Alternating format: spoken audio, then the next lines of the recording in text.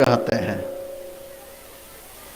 प्रणवो धनु सरो ह्यात्मा ब्रह्म तन लक्ष्यमुत्तमम् अप्रमत्तेन वेद्धव्यम सर्वतन्मयो भवेत्। ओंकार धनुष है, आत्मा तीर है, परमात्मा लक्ष्य है। आत्मा रूपी तीर का लक्ष्य एकमात्र परमात्मा है। यदि हम परमात्मा को लक्ष्य बनाकर चल रहे हैं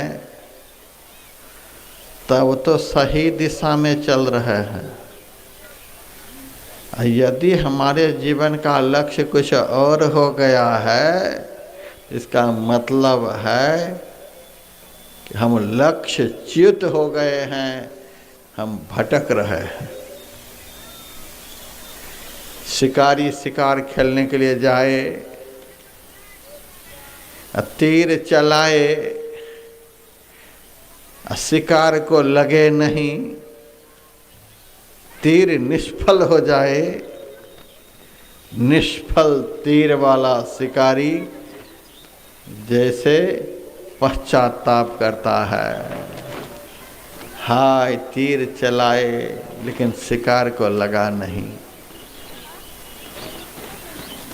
घनघोर जंगल का वातावरण, चारों ओर हिंसक जंतु से भरा हुआ, उस बीच में शिकारी है। शिकारी के पास एक ही तीर है और वह तीर भी यदि निष्फल हो गया तब जो शिकारी का जीवन संकटाकीर्ण होता है, संकट से भरा हुआ होता है, उसकी कल्पना हम कर सकते हैं। उसी तरह से आत्मा रूपी तीर का लक्ष्य एकमात्र परमात्मा है। परमात्मा को छोड़कर इस संसार रूपी भयावने वन में, जहाँ देखने में सब मानव मानव लगते हैं, लेकिन कोई बाघ हैं, कोई सिंह हैं, कोई सांप हैं, कोई चीता हैं, कोई हाथी हैं, इस तरह से भयानक जीव हैं। देखने में मानव लगते हैं लेकिन ये सब के सब भयानक जीव हैं।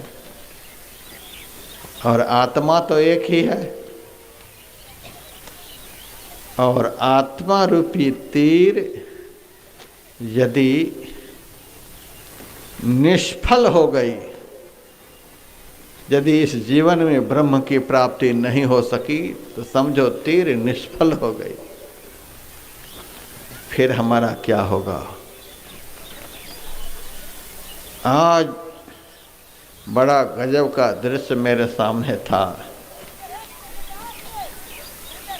एक नवयुवती बुरी तरह से रो रही थी, उसके बगल में नवयुवक बुरी तरह से रो रहे थे, और उसके पीछे एक वृद्ध पुरुष भी, वे तो दोनों से ज्यादा रो रहे थे। हमने कहा हुआ क्या, क्यों इतने परेशान हैं? शादी के 8 साल हो गए, अब तक बेटा नहीं। शादी के 8 साल हो गए, अब तक बेटा नहीं। वह माई अलग रोए, उनके पति अलग रोए, और बुढ़ा अलग रोए। तीनों का रोना सुन करके तो बड़ा ताज्जुब लगा। कहने वाला तो मैं यह था, यदि इस कदर भगवान के लिए रोए होते तो भगवान आपके घर में बेटा बन करके खड़े हो जाते हैं। दशरथ रोए सदगुरु के सामने जाकर, तो सदगुरु ने ब्रह्म को बेटा बनाकर उनके घर में भेज दिया। तुम्हारा यही लक्ष्य है?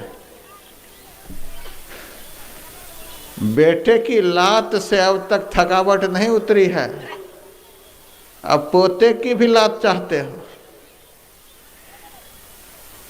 कमाल हो गया, इतनी थकावट में हो। बेटे थकावट को दूर नहीं कर पाए, अब पोते के लिए भी तैयार हो रहे हो, उधर से भी कुछ लगे। यही ना अब चाहते हो, और यही आशीर्वाद मांगने के लिए साधु के पास, इसी के लिए साधु के पास रो रहे हो। साधु यही आशीर्वाद दें आपको, आपकी बुढ़ापे में ढंग से धुलाई होती रहे, यही आशीर्वाद। मेरे पास कटिहार जिला से एक बुढ़ा गया देहरादून आश्रम पर।